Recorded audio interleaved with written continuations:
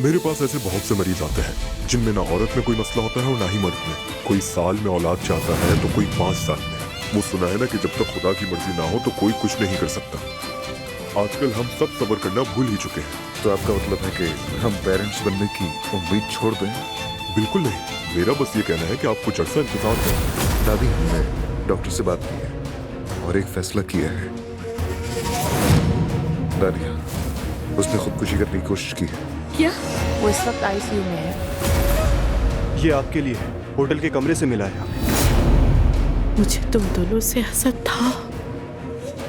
मैं ये भी नहीं झुठलाती कि मैं तुम्हारी जगह होना चाहती थी, मगर कभी तुम्हें तकलीफ पहुंचाना नहीं चाहा। मेरी दुआ है कि तुम माँ बनो, तुम्हारी बेटी हो और उसका नाम ईशा हो। अगर मुझसे कोई गलती हुई हो जो अब मुझे याद भी ना हो तो मुझे माफ कर देना।